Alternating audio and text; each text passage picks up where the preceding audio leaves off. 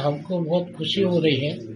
ये पुरस्कार जो है हमें नहीं मिला है, हमारी विलुप्त होती जो कला है उसको मिला है।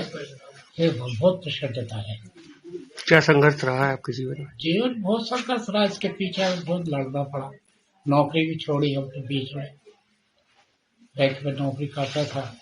98 मैंने छोड़ दी क्योंकि समय नहीं मिलता था इसके लिए, तो फिर मैंने रिजाइन दिया और फिर अब तो लगातार काम करते रहे। ये कौन सी कला है जो विशेष? ये अखाड़ा कहते हैं,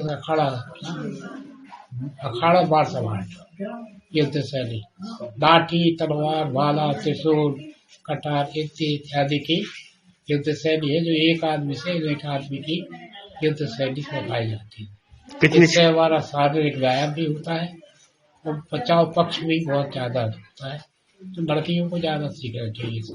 हमारे बहुत से लोग फोन कर रहे हैं कि आपको पद्म भूषण मिल गया, पद्म सम्मान मिल गया। मैंने कोई टीवी देखा नहीं, कोई रेडियो सुना नहीं, पर अनेक लोग मुझे बधाई दे रहे हैं।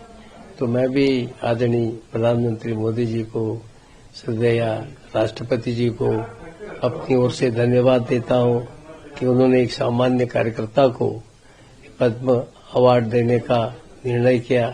और ये अवार्ड, ये पद्म भूषण मुझे नहीं लगता कि मुझे मिला। इस वास्तव में जिन हजारों लाखों कार्यकर्ताओं ने काम को आगे बढ़ाने के लिए, हमारे जो राष्ट्र के लिए जगत गुरु बनाने का जो संकल्प है, उस सब में जिन सब लोगों ने सहयोग दिया, वास्तव में ये उनका सम्मान है और मैं इसके लिए प्रधानमंत्री को धन्यवाद देता हूं। और मुझे लगता है कि आप हमारे कार्यकर्ता और भी निस्वार्थ भाव से समाज का काम करेंगे तो ये देश निश्चित रूप से जगत गुरु बनेगा। मेरे लिए तो गौरवपूर्ण है ही, लेकिन शिक्षा के क्षेत्र में, खासतौर से प्रौढ़ शिक्षा के क्षेत्र में जो लोग काम कर रहे हैं और साहित्य में जो लोग तल्लीनता से जुटे हुए हैं, उन सब के लिए भी गौरव की बात है।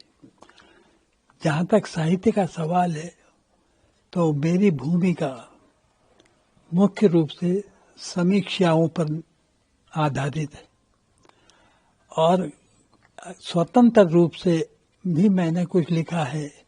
उनमें शब्द का विचार पक्ष सबसे महत्वपूर्ण पुस्तक है।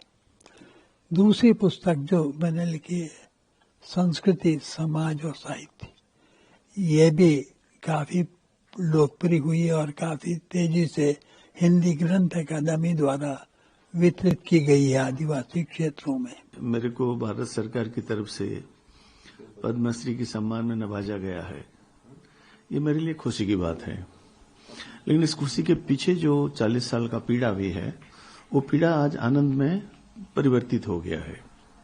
क्योंकि बने हुए रास्ता में सब चलते हैं, लेकिन एक रास्ता बनाना सबसे बड़ी बात होता है। हमारे देश में 12% आदिवासी रहते हैं और आदिवासी, करोड़ों आदिवासी बच्चे ऐसे हैं जिनकी भाषा स्कूल में यूज नहीं होता और बच्चों को राज्य की 24 भाषा में पढ़ाया जाता है। और उसी 24 भाषा में जब पढ़ाया जाता है तो हमारे देश में 19,000 भाषा है और वो भाषा टीचर की भाषा या किताब की भाषा नहीं है। अगर कल्पना करिए कि अगर बच्चों को अपनी मातृभाषा में सीखने को नहीं दिया जाए और उनके नहीं समझने की भाषा में उसको सिखाया जाए, कैसे सीख पाएगा। तो उसी के ऊपर मैं जब आश्रम स्कूल में पढ़ रहा था बचपना में, बोर्डिंग हाई स्कूल में, वहां मेरे को लगा कि ये आदिवासी बच्चों के प्रति बहुत अन्याय होता है, क्योंकि बच्चों को सीखने सिखाने के बारे में जो मातृभाषा नहीं देना एक अन्याय है। तो ये बच्चों के अधिकार के बाहर की बात है। भारत की संविधान कहता है, शिक्षा नीति कहता है कि बच्चों को सिखाना चाहिए अपनी मातृभाषा में। तो मैं 92 में जब उड़ीसा सरकार को आया, सेक्रेटेरिएट और डायरेक्टरेट को एक पदस्थ ऑफिसर बनके, मैं कहा कि मैं इसके ऊपर काम करूंगा। उन लोग बोले ना, नहीं वो नहीं होगा। मैं बोला इसके ऊपर ही काम करना मेरा इच्छा है, क्योंकि भारत में, उड़ीसा में 25% आदिवासी बच्चे हैं और 17 लाख ऐसे बच्चे हैं जो कि उड़िया नहीं समझते हैं। उसी को लेकर मैंने छेड़ा, तो उसको मुख्यमंत्री ने माना और मुख्यमंत्री बोला उसको उसी काम ही करना चाहिए। बिजू पटनायक थे और उसी से एक आदेश दिया, उसी आदेश के बल पर मैं 20 साल तक उसी काम करता रहा। बहुत खुश हूँ कि मेरा नाम भी ऐसे लोगों में शामिल हो गया जिन्होंने वाकई तौर पर ज़िंदगी के मुख्तलिफ शोबों में कुछ नुमायाँ कारनामा अंजाम दिया है। तो उन लोगों में मेरा नाम आना मेरे लिए इससे बढ़कर कोई खुशी की बात नहीं। इससे पहले भी मुझे कई अवार्ड्स और इनामात मिले हैं, लेकिन ये जो एज़ाज़ है पद्मश्री, ये बहुत कम लोगों को मिलता है और ज़िंदगी के मुख्तलिफ़ शोबों में नुमायाँ कारकर्दगी दिखाने वालों को ही मिलता है। आज सुबह सवेरे मुझे ये खबर मिली तो बहुत खुश हुआ कि आज भी कुछ लोगों का काम सराहा जाता है, जाना जाता है। तो यानी कि जब सुबह सवेरे सेंट्रल गवर्नमेंट की तरफ से किसी ने मुझे फ़ोन किया तो उसको मेरी किताबों के नाम भी मालूम थे, तो ये अच्छी बात है। बिल्कुल बहुत प्रसन्नता हुई। आज माँ नर्मदा जी की जयंती है और ये शुभ समाचार आप लोगों के माध्यम से प्राप्त हुआ। मैं उस समय माँ नर्मदा जी की सेवा में ही हमारे जन अभियान परिषद के नेटवर्क के माध्यम से हम लोग बावरी घाट पर काम कर रहे थे, स्वच्छता कर रहे थे और उस समय यह समाचार मिला।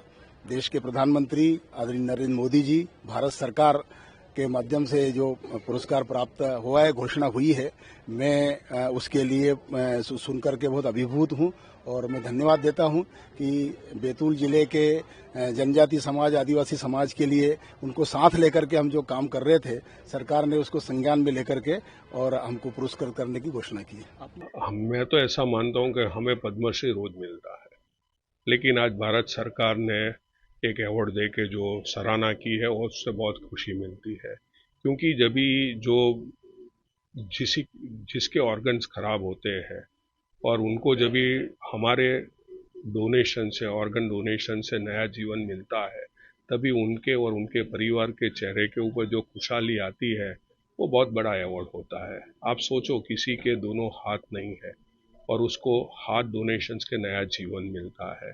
किसी की किडनी खराब है, लीवर खराब है, जिसका हृदय खराब है और उनको नया जीवन मिलता है। किसी के फेफड़े की तकलीफ है और उनको नया जीवन मिलता है, तभी बहुत खुशी होती है। लेकिन आज भारत सरकार ने जो अवार्ड दिया है और ये जो एक्टिविटी हमारी 20 साल से जो चल रही थी उसके ऊपर एक मोहर लगी है, एक हमें प्रोत्साहित किया है, उसके लिए मैं भारत सरकार का माननीय वड़ा प्रधान नरेंद्र भाई, माननीय गृह मंत्री अमित भाई शाह और हमारे गुजरात के मुख्यमंत्री श्री भूपेंद्र भाई पटेल, उप मुख्यमंत्री श्री हर्ष भाई संघवी का बहुत ही आभारी हूँ।